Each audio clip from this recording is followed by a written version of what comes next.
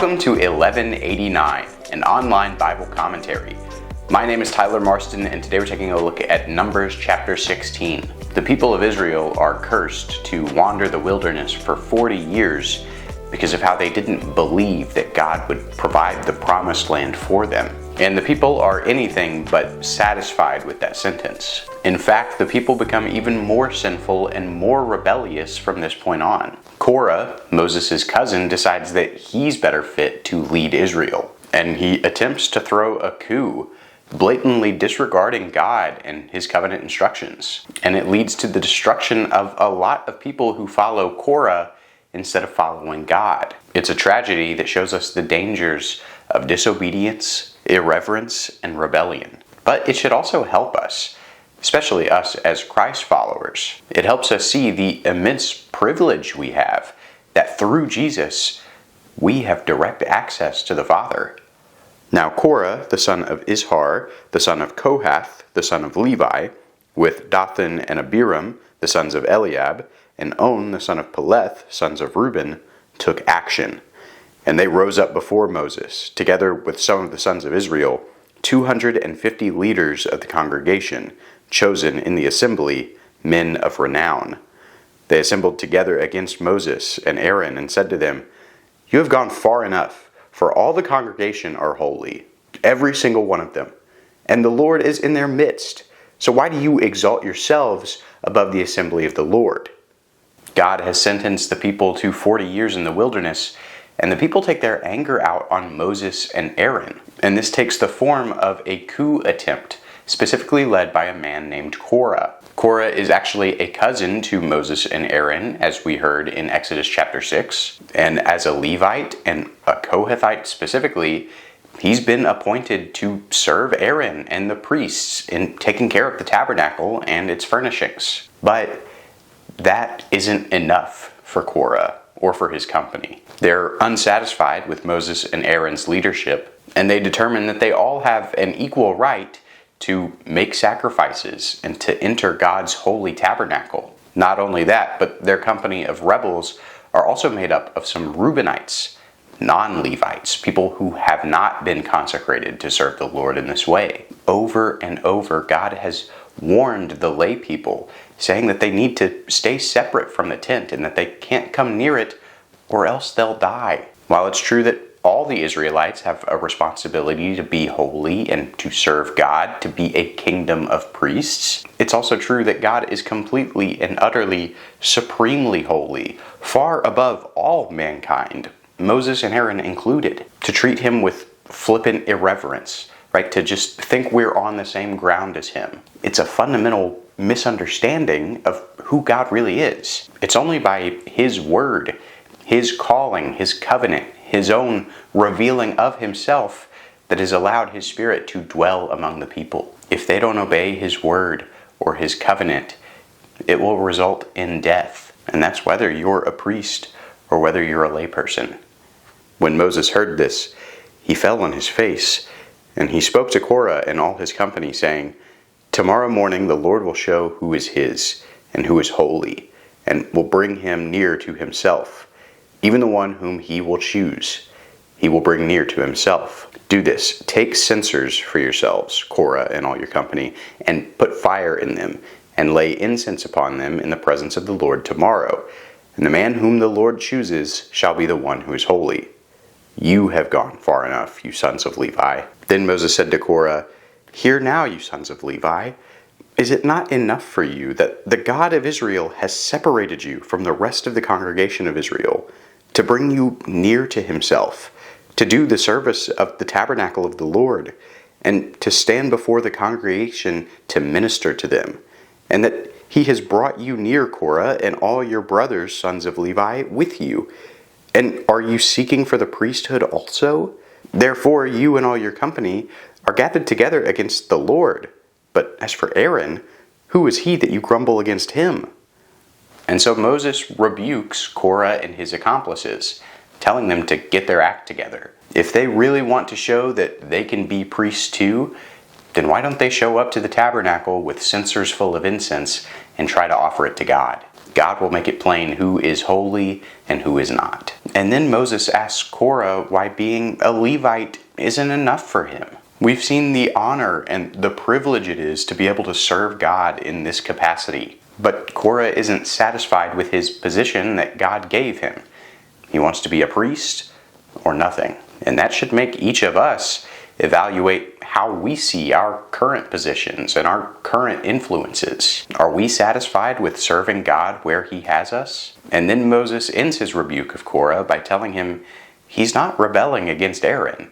He's rebelling against God himself. Then Moses sent a summons to Dathan and Abiram, the sons of Eliab. But they said, "We will not come up. Is it not enough that you have brought us up out of a land flowing with milk and honey to have us die in the wilderness, but you would also lord it over us? Indeed, you have not brought us into a land flowing with milk and honey, nor have you given us an inheritance of fields and vineyards. Would you put out the eyes of these men? We will not come up." After rebuking Korah, Moses also summons the Reubenite leaders among the rebellion in order to diplomatically talk things out. But Dathan and Abiram refuse to even meet with Moses. First, they accuse Moses of abusing his leadership role, lording over the Israelites and giving them impossible commands that God didn't even really give. Then they blame Moses for not being able to enter the promised land, even though it was really the people's fault for not trusting God. And ironically, it was only by Moses' intercession that God spared the nation of Israel in Numbers 14. Not to mention the golden calf in Exodus 32 to 33. And of course, mixed in with their complaint is a desire to go back to Egypt, back to slavery, which they're now retrospectively romanticizing through calling it the land flowing with milk and honey, even though that's how God and Moses have been describing Canaan, the promised land. And people rejecting their leaders becomes a recurring theme throughout the rest of Scripture. And it happens in our society too. It's a symptom of the broken world we inhabit. And so after trying to talk it out with Korah and trying to talk it out with Dathan and Abiram, Moses turns to the only person he knows will actually listen to him. He turns to God. Then Moses became very angry and said to the Lord, "Do not regard their offering. I have not taken a single donkey from them, nor have I done any harm to any of them." Moses said to Korah, "You and all your company be present before the Lord tomorrow, both you and they along with Aaron. Each of you take his fire pan and put incense on it, and each of you bring his censer before the Lord, 250 fire pans. Also you and Aaron shall each bring his fire pan." So they each took his own censer and put fire on it, and laid incense on it. And they stood at the doorway of the tent of meeting with Moses and Aaron. Thus Korah assembled all the congregation against them at the doorway of the tent of meeting, and the glory of the Lord appeared to all the congregation. Then the Lord spoke to Moses and Aaron, saying, "Separate yourselves from among this congregation, that I may consume them instantly." But they fell on their faces and said, "O God, God of the spirits of all flesh, when one man sins, will you be angry with the entire congregation?" Moses pleads with God, asking him to not pay attention to Korah's offering, insisting that he has not abused his leadership and he has not taken advantage of the people in any way. And so the Lord sets up a test at the tabernacle. You have Moses and Aaron on one side, and Korah and 250 rebels on the other. Meanwhile, Korah has invited the entire congregation of Israel to watch. He's hoping to expose Moses and Aaron as phony con men and show everyone that they are the real leaders of Israel. They're really the ones that are chosen by God. They all line up with their offerings of incense, and when God's presence shows up initially, they think for a moment that they've won. But God tells Moses and Aaron that he is not pleased with the offering of the rebels. Indeed, he's here to wipe out everyone who has blatantly ignored his covenant. And Moses, once again, intercedes on the people's behalf. He says, don't punish everyone for a few people's mistakes. He's asking for God to show grace, generosity, justice, just as God claimed about himself in Genesis 18 and Exodus 34, and like how Moses quoted back to him in Numbers 14. Then the Lord spoke to Moses, saying, "Speak to the congregation, saying, 'Get back from around the dwellings of Korah, Dathan, and Abiram.'" Then Moses arose and went to Dathan and Abiram, with the elders of Israel following him. And he spoke to the congregation, saying, "Depart now from the tents of these wicked men, and touch nothing that belongs to them, or you will be swept away in all their sin." So they got back from around the dwellings of Korah, Dathan, and Abiram. And Dathan and Abiram came out and stood at the doorway of their tents, along with their wives, and their sons, and their little ones. Moses said, "By this shall you know that the Lord has sent me to do all these deeds, for this is not my doing. If these men die the death of all men, or if they suffer the fate of all men, then the Lord has not sent me. But if the Lord brings about an entirely new thing, and the ground opens its mouth and swallows them with all that is theirs, and they descend alive into Sheol, then you will understand that these men have spurned the Lord." As he finished speaking all these words, the ground that was under them split open, and the earth opened its mouth and swallowed them up, and their households, and all the men who belonged to Korah with their possessions. So they and all that belonged to them went down alive to Sheol, and the earth closed over them, and they perished from the midst of the assembly. All Israel who were around them fled at their outcry, for they said, "The earth may swallow us up." Fire also came forth from the Lord, and consumed the 250 men who were offering the incense. Once again, we see God showing grace, listening to Moses' intercession, and not destroying the entire congregation based on Korah's actions. And nevertheless, he still judges those who participated in the rebellion. First, God tells Moses to warn the people to stay away from Korah's tent and from the tents of Dathan and Abiram. And then Moses pronounces the judgment before it actually happens, eerily similar to what he did with Pharaoh and all the plagues in Egypt. The implication being that when the people rebel against Moses, when they rebel against God, they're going to create a society that abuses and oppresses people, just like Egypt did. And Moses' warning shows that he could not possibly be responsible for the rebels' deaths. It will be completely God ordained. It will only be orchestrated by the hand of God. And it's unlike any other killing or stoning that any man could accomplish. The ground opens up and swallows the houses of the rebels. The text says they're pulled alive into Sheol, the Hebrew concept of the underworld and death. And then fire from God's tabernacle consumes all 250 rebels who were offering their incense. An intentional mirroring of Leviticus 10, where God sent fire to consume Aaron's sons when they gave an irreverent incense offering.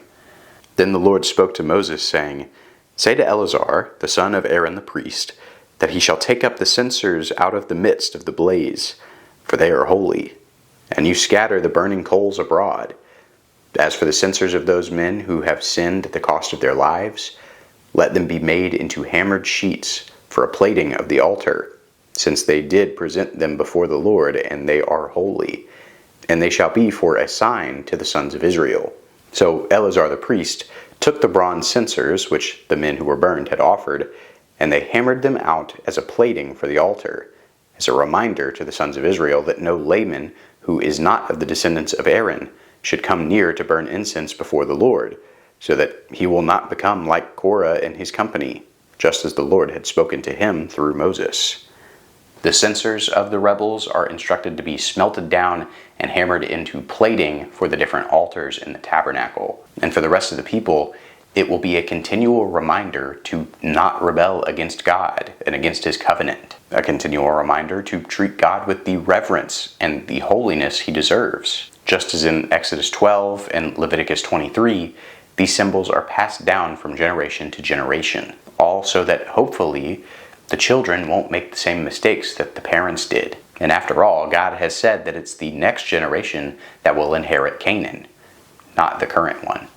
But on the next day, all the congregation of the sons of Israel grumbled against Moses and Aaron, saying, "You are the ones who have caused the death of the Lord's people." It came about, however, when the congregation had assembled against Moses and Aaron, that they turned towards the tent of meeting, and behold, the cloud covered it, and the glory of the Lord appeared. Then Moses and Aaron came to the front of the tent of meeting, and the Lord spoke to Moses, saying, "Get away from among this congregation, that I may consume them instantly." Then they fell on their faces. Moses said to Aaron, Take your censer and put it on the fire from the altar, and lay incense on it. Then bring it quickly to the congregation and make atonement for them. For wrath has gone forth from the Lord. The plague has begun. Then Aaron took it, as Moses had spoken, and ran into the midst of the assembly. For behold, the plague had begun among the people. So he put on the incense and made atonement for the people. He took his stand between the dead and the living, so that the plague was checked. But those who died by the plague were 14,700, besides those who died on account of Korah. Then Aaron returned to Moses at the doorway of the tent of meeting, for the plague had been checked. And even though it was only by God's power that the earth opened up and swallowed Korah and his leaders, even though it was only by God's power that fire fell on the 250 rebels, the people still blame Moses and Aaron, and they still rebel against them.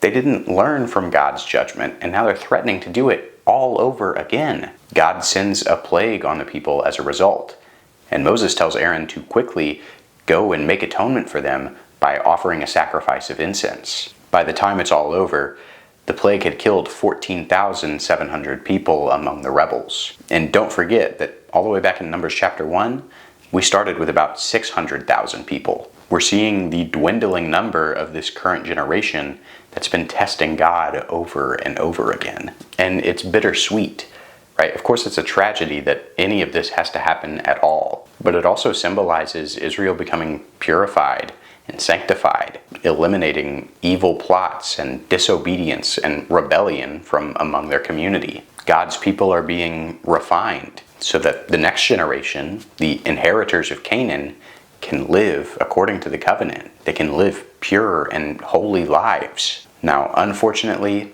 eventually that generation will rebel against God too. And that cycle is going to continue until the Messiah appears and breaks the wheel, until he makes a way for God's Spirit to not just dwell in the tabernacle, but in the hearts of all of God's people. When that happens, his people become holy and sanctified over time through God's generous revelation of himself in Jesus, who intercedes on our behalf. It's the only way that we can be rescued from slavery to sin, slavery to rebelling against our good Father.